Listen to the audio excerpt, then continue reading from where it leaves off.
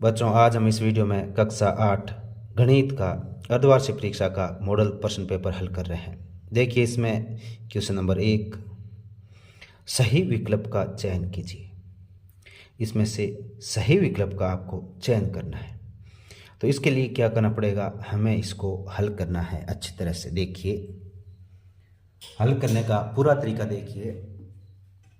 इसमें हम इसको हल करते हैं 3x, ये 4 को अंदर गुणा करेंगे, 4 को 64 से गुणा करेंगे और फिर इसको x से गुणा करेंगे। तो ये 4 को जैसे माइनस है और ये प्लस है तो एक तो माइनस लग जाएगा। दूसरा 4 को 64 से गुणा करेंगे तो ये 256 आ जाएगा। फिर -4 को माइनस माइनस गुणा होकर ये प्लस आ जाएगा और 4 को इसे गुणा कर तो ये x यानी 4x हो जाएगा बराबर 10। अब ये 3x और ये 4x टोटल हो जाएंगे 7x -256 बराबर 10। अभी -256 है, इस तरफ जाएगा तो +256 हो जाएगा। 7x बराबर 10 + 256। 7x बराबर इनको जोड़ेंगे तो ये हो जाएगा 2 56 66 हो जाएगा 266। अभी 7 का इसमें भाग देंगे, x बराबर तो 266 में 7 का भाग देंगे तो ये हमें प्राप्त होगा 7 का 3 बार जाएगा भाग, 3 7 21।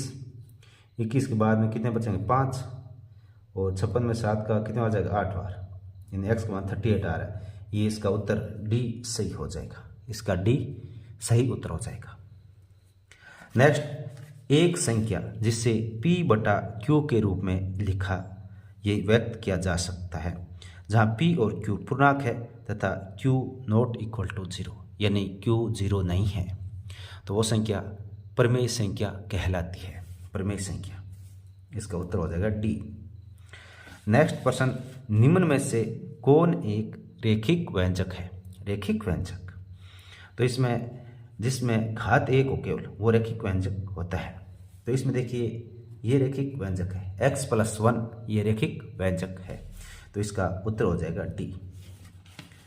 नेक्स्ट, जब एक पासे को फेंका जाता है तो उसमें एक अभाज्य संख्या आने की प्रायिकता क्या होगी? अभाज्य संख्या की, तो पासे पे टोटल संख्या 6 होती है। टोटल संख्या 6 होती है 1 से लेकर 6 तक, और अभाज्य संख्या होती है 2, 3 और 5, ये 3 अभाज्य संख्या होती है।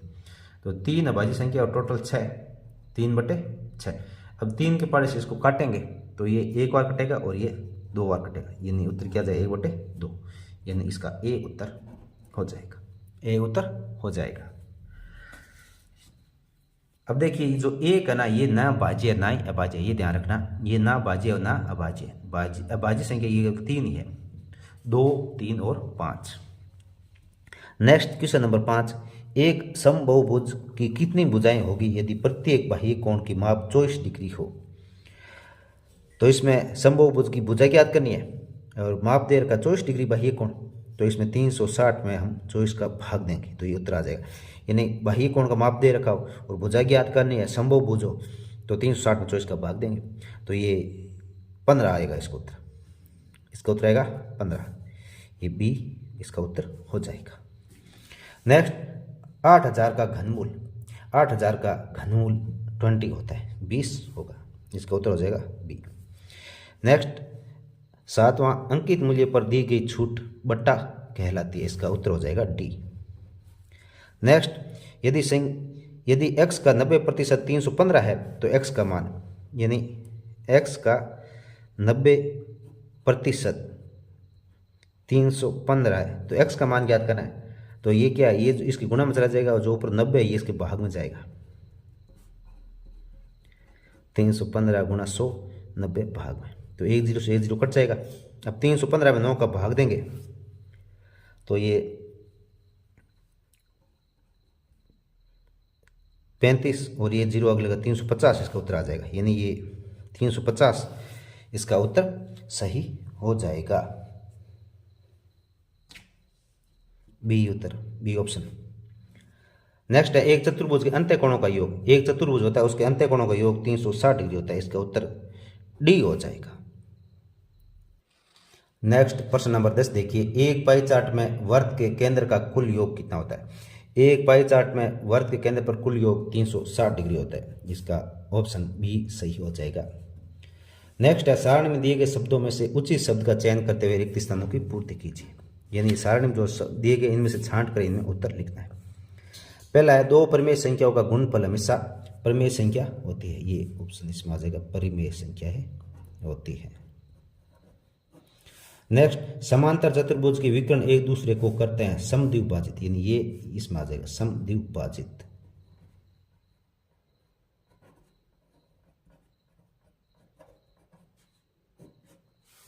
नेक्स्ट, 729 का वर्गमूल क्या होगा। 729 का वर्गमूल 27 होता है। ये उत्तर हो जाएगा। ये यहां से यहां जाएगा। आयत एक चतुर्भुज होता है। आयत एक कैसा होता है, उत्तल चतुर्भुज होता है। उत्तल, अब देखिए चतुर्भुज उत्तल और अवतल कैसे समझोगे आप। जैसे ये ऐसा है तो ये क्या है, ये उत्तल है। लेकिन अगर कोई ऐसा चतुर्भुज हो, इसमें 4 भुजाएं, देखो 1 2 3 4 भुजाएं, लेकिन ये देखो अंदर की तरफ ऐसे हुआ है तो ये अवतल होता है। लो, ये आयत ऐसा होता है, आयत में चारों कोण बाहर की तरफ होता है तो ये उत्तल होगा। तो ये उत्तल चतुर्भुज होगा। ये उत्तल, ये यहाँ पे लिखना है। नेक्स्ट, किसी संख्या का 4 गुना होना उस संख्या में वृद्धि है। तो किस संख्या का 4 गुना होना उस संख्या में कितनी वृद्धि है, तो 300% की वृद्धि है। मान लो जैसे 1 है तो 1 का 4 गुना कितना होगा, 4 होगा। तो इसमें वृद्धि कितनी हुई है, 1 तो पहले था और इसमें कितना जुड़ा है, 3 जुड़ा, तब क्या हुआ है, 4 हुआ। यानी इसका 3 गुना यानी 300% बढ़ गया। तो इसमें उत्तर ये 300 इसका हो जाएगा 300%। परसेंट यहाँ लिखा हुआ है, 300% वृद्धि के बराबर है। सत्य असत्य कथन की पहचान कीजिए। जीएसटी यानी इसका फुल फॉर्म कह रहा है कि ये माल और सेवा कर का ये संक्षिप्त रूप है जीएसटी। यानी इंग्लिश में बोला है गुड्स एंड सर्विस टैक्स। तो ये सही है, इसका ये सत्य है। हिंदी में माल और सेवा कर बोलते हैं। नेक्स्ट, 2x - 3 बराबर x + 2 का हल x बराबर 4 है। तो इसमें देखिए यहाँ पे रख के देखते हैं, अगर दोनों बराबर है तो ये सही है, नहीं तो गलत है। नहीं तो इसको हल भी कर सकते हो। तो जैसे यहाँ पे 4 रखेंगे, x की जगह 4, तो 4 को 2 से गुणा किया 8 में से 3 घटेगा, और इधर x की जगह 4 रखेंगे और 2 जोड़ेंगे तो ये इस तरफ आएगा 5 और इस तरफ पर 6। इसका मतलब ये x बराबर 4 नहीं है, ये असत्य हो जाएगा। अगर x बराबर 4 होता तो ये दोनों बराबर होते हैं। प्रत्येक आयत एक समांतर चतुर्भुज होता है, ये सत्य है। वर्त आलेख पाई चार्ट भी कहलाता है, ये भी सत्य है। दो संख्याओं का अंतर 40 है। यदि एक संख्या x है तो दूसरी संख्या 40 - x होगी, तो ये असत्य है क्योंकि दूसरी संख्या 40 + x होगी। अगर दो संख्याओं का योग होता ना तब ये सही था, लेकिन यहाँ पे अंतर दे रखा है। अंतर मतलब एक x है, दूसरी इससे 40 ज़्यादा है। नेक्स्ट प्रश्न देखिए, 3 लगातार पूर्णांकों का योग 51 है तो पूर्णांक ज्ञात कीजिए।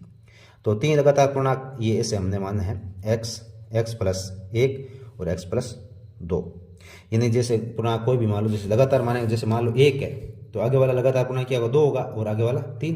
तो इसमें 1 जोड़ने पर ये आया और इसमें 2 जोड़ने पर ये आया। तो इसी प्रकार देखो, एक पूर्णांक माना x माना, दूसरा 1 जोड़ने पर आएगा और तीसरा इसमें पहले वाले में 2 जोड़ने पर आएगा। अब कह रहा तीनों का योग 51 है।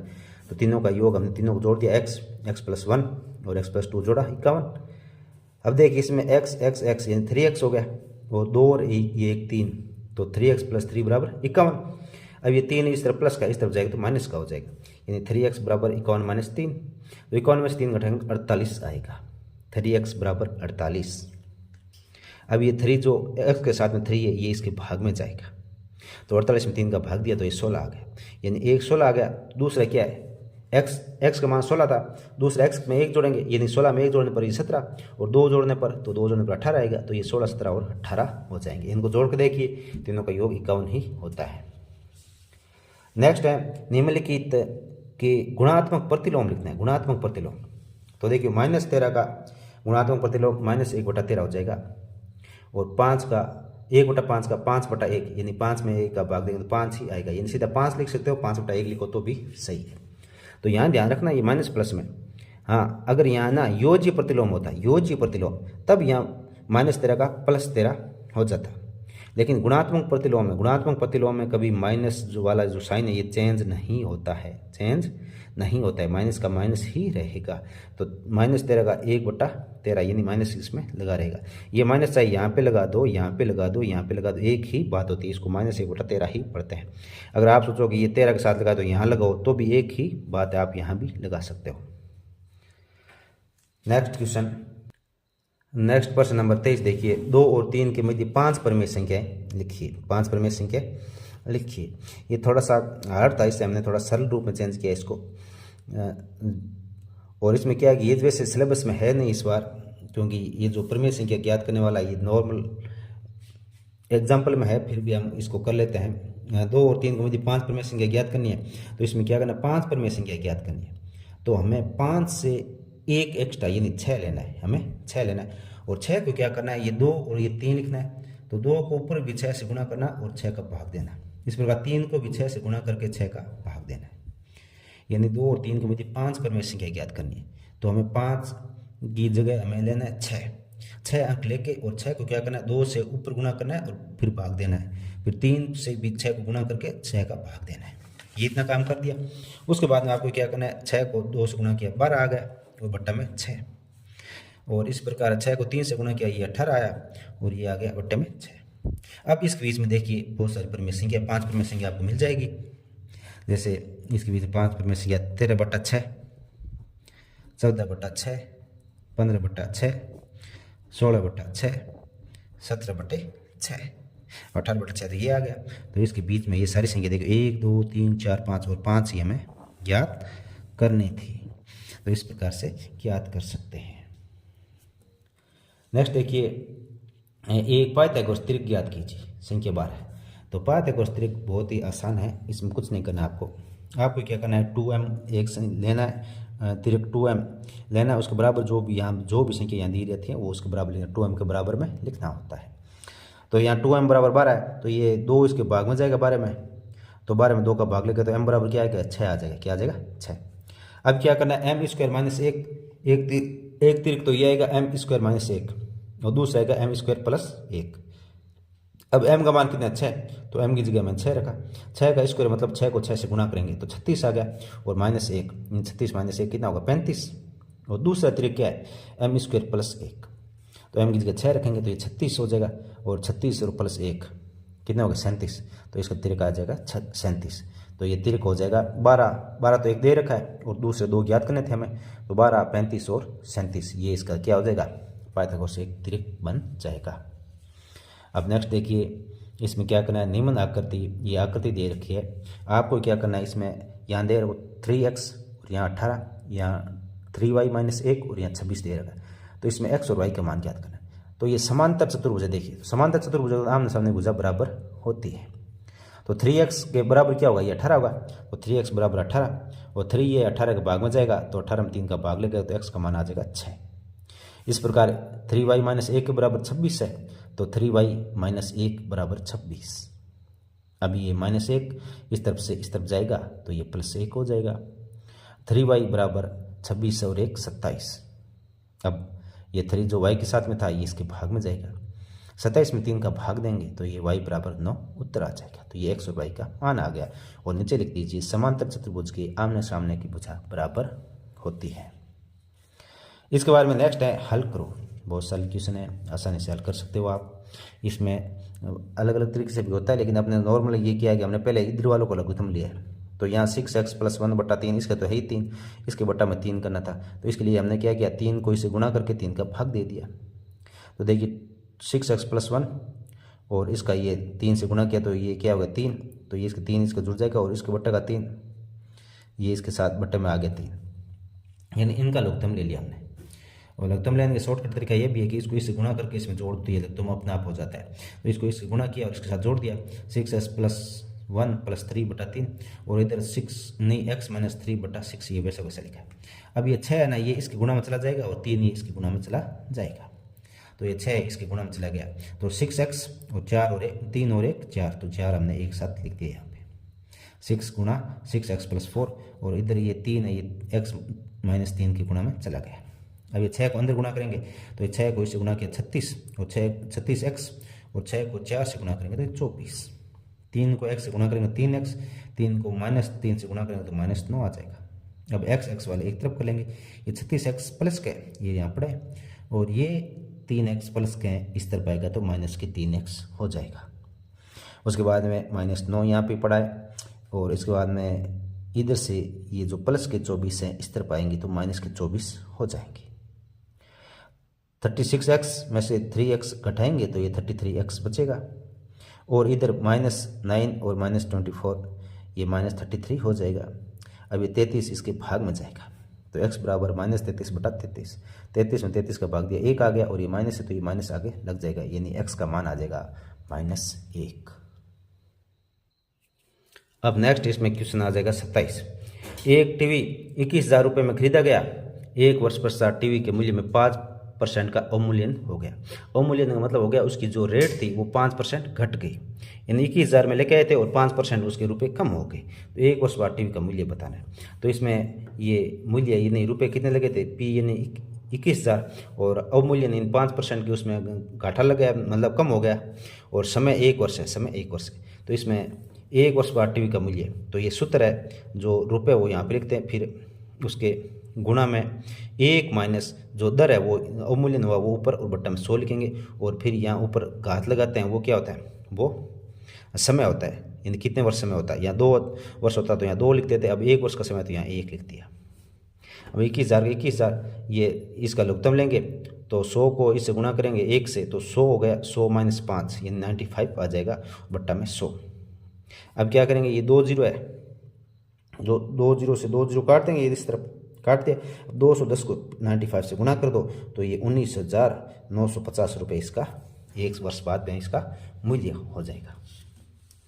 नेक्स्ट क्वेश्चन नंबर 28 देखिए बहुत ही अच्छी तरह से, कि इसमें एक आलेख दिया गया है, और इसमें निम्न पाई आलेख में एक परिवार के लिए 1 माह में विभिन्न मंदों में खर्च % तथा बचत दर्शाए हैं, यानी एक परिवार में जो रुपये आए हैं उसका खर्च अलग अलग दर्शाया गया है कि भाई 20% कोई छोटे मोटे सामान में हो गया, 5% आने जाने में कहीं परिवहन में, घर का खर्चा हो गया 10%, बच्चों पर ये 15% हो गया, बचत भी 15%। ये देखो जो बच्चों पे खर्च हुआ है वो पर बचत के बराबर है, और सबसे ज़्यादा देखिए भोजन पे खर्च हुआ है 25% और कपड़े पे 10%।